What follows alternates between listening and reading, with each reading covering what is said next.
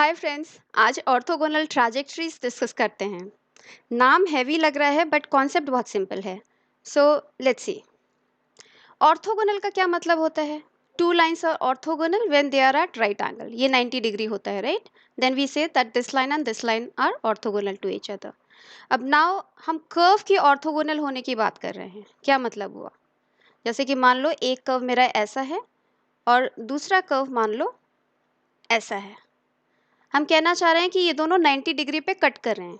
Okay, what does that mean?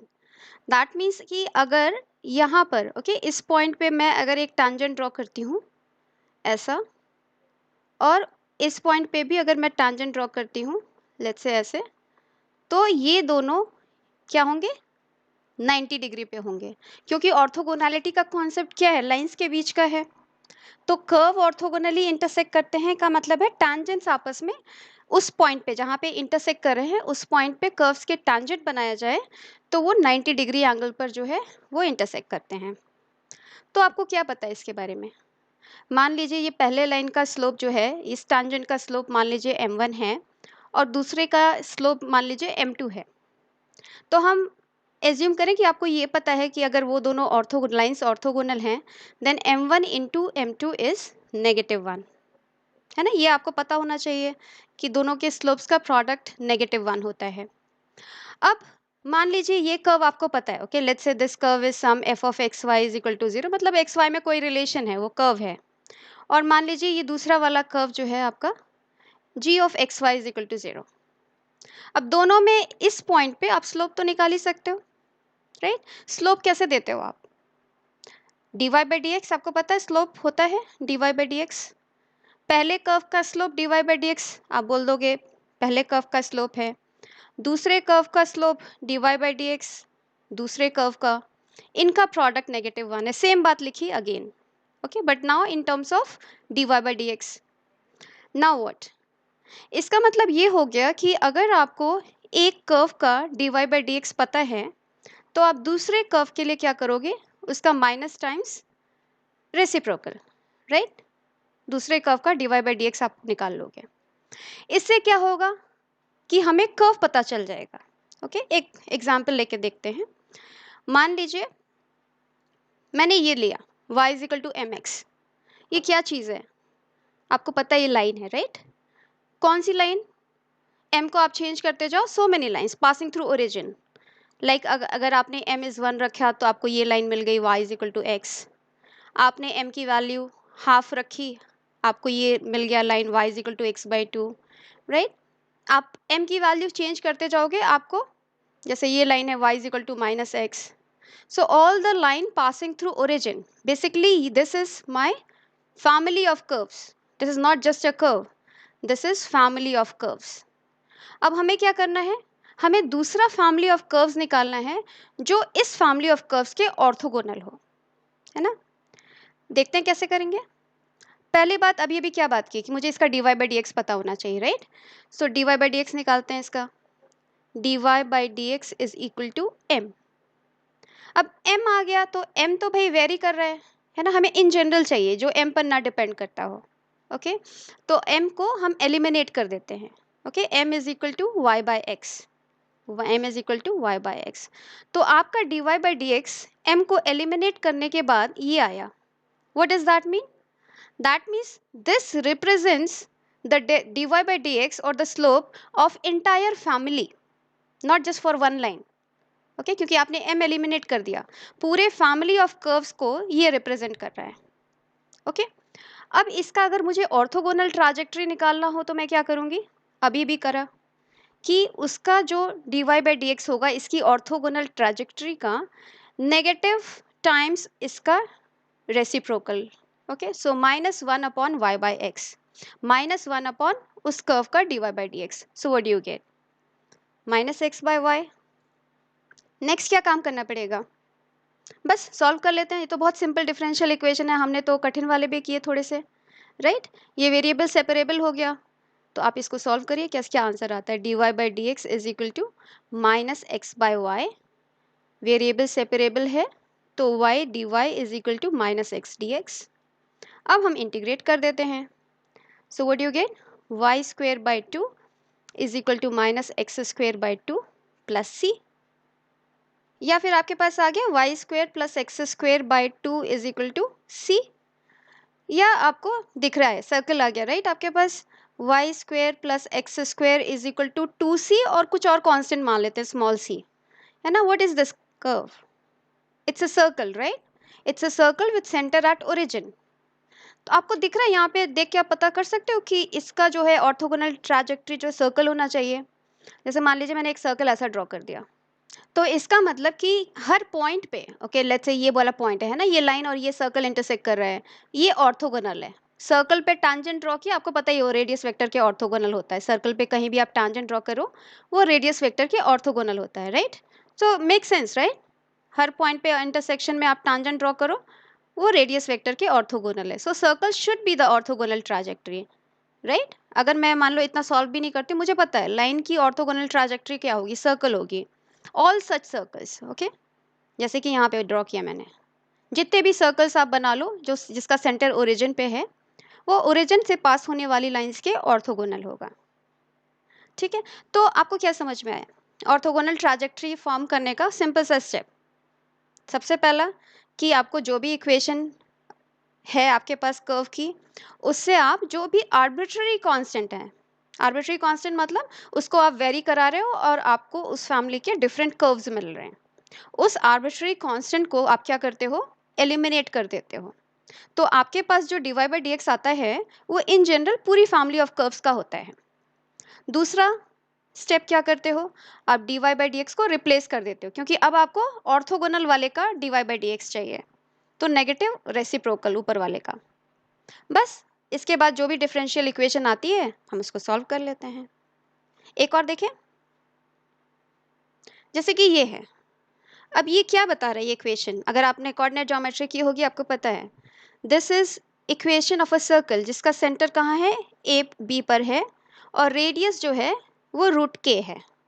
Okay तो अगर मैं बोलती हूँ this is family of circles with centre at the point a comma b, a comma b पे इसका centre है, तो यहाँ पे वेरिएबल कौन है, कौन सा, के राइट. रेडियस आपको चेंज करते जाओगे आपको डिफरेंट सर्कल्स मिलते जाएंगे, family of circles.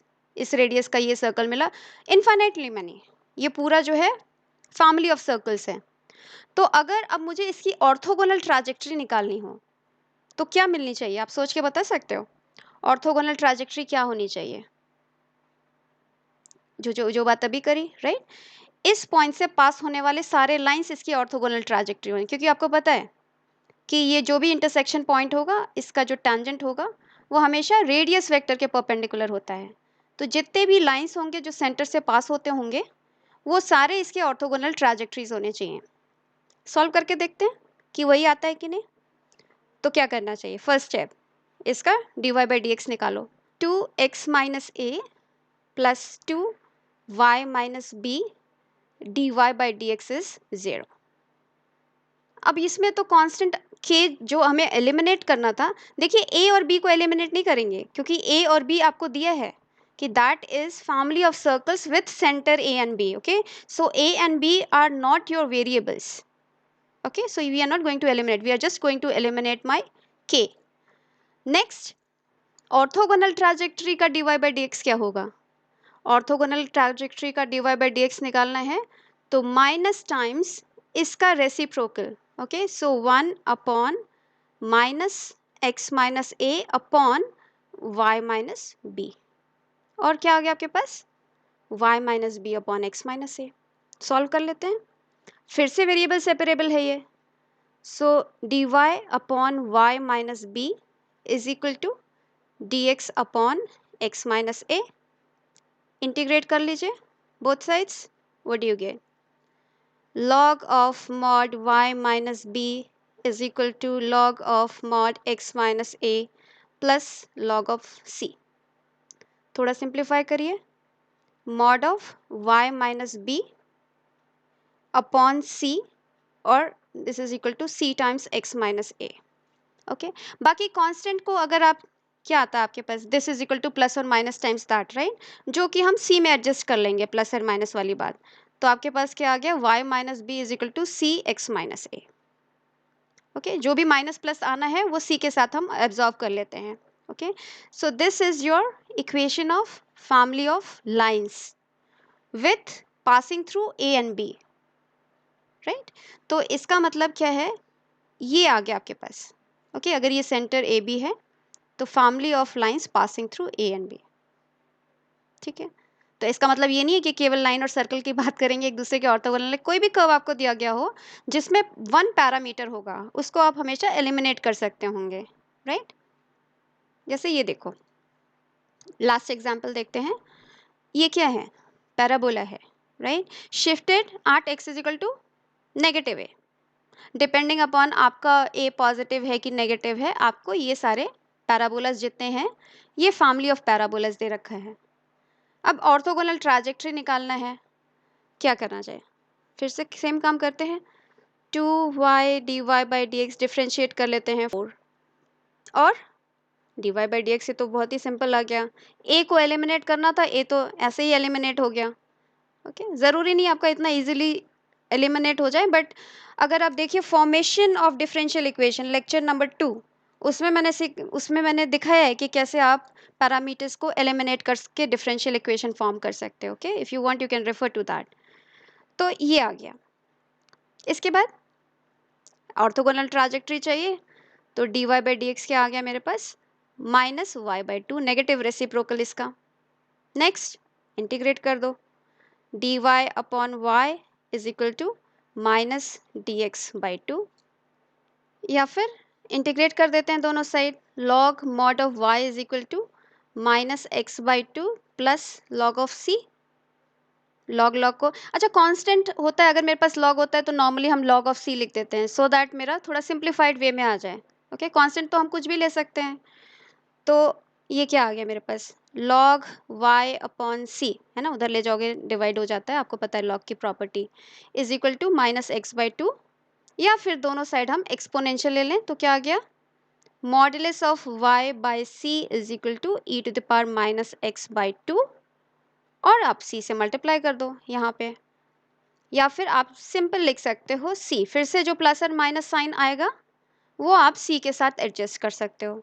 Okay so this is your orthogonal trajectory. Trajectories family क्यों बोल रहे हैं, ट्रैजेक्टरीज क्यों बोल रहे हैं, क्योंकि c जो है वो पैरामीटर है. आप जो मर्जी चाहे c को वैल्यू दो, आपको हमेशा एक ऐसा कर्व मिलेगा जो इन सारे कर्व्स के ऑर्थोगोनल होगा. ओके मान लीजिए मैं c को एक पर्टिकुलर वैल्यू देके ये कर्व ड्रॉ कर दिया, मान लो ये कर्व ड्रॉ कर c को मान लो 22 वैल्यू दे दी. Okay 22 e to the power minus x by two, तो दिख रहा है ये कर्व जो है सबको ऑर्थोगोनली कर रहा है. ओके टैंजेंट ड्रॉ करो इस पॉइंट पे, दोनों कर्व का सब ऑर्थोगोनल हैं. ओके सिमिलरली इधर मान लीजिए मैंने c को नेगेटिव 22 दे दी वैल्यू. ओके तो यहाँ पे भी दिख रहा है ये, तो कुछ भी वैल्यू दे सकते हैं c को, ये सारे कर्व्स जो हैं जो गिवन कर्व्स हैं उनके ऑर्थोगोनल होंगे. तो यहाँ पे आप क्या करते हो, जो स्किल आपको यूज़ करना है वो ये है कि आपको फॉर्म करना आना चाहिए, पैरामीटर को एलिमिनेट करके कैसे फॉर्म करना है डिफरेंशियल इक्वेशन. ओके जो लेक्चर 2 में एक्सप्लेन्ड है. ओके यहाँ पे भी कोई परेशानी नहीं हुई वैसे. दूसरा बस इतना सा एक काम करना है कि जो dy बाई डी एक्स आएगा उसका नेगेटिव रेसिप्रोकल लेना है.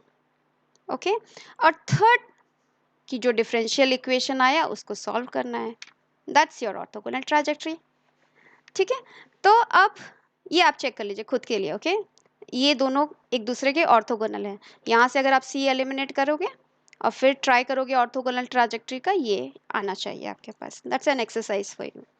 सो मिलते हैं नेक्स्ट सेशन में. अब मैं आपके साथ करने वाली हूँ वर्ड प्रॉब्लम या स्टेटमेंट प्रॉब्लम्स, कि स्टेटमेंट दे रखा है, आप कैसे उसका डिफरेंशियल इक्वेशन फॉर्म करके आप बताओगे कि उसका सोल्यूशन क्या है.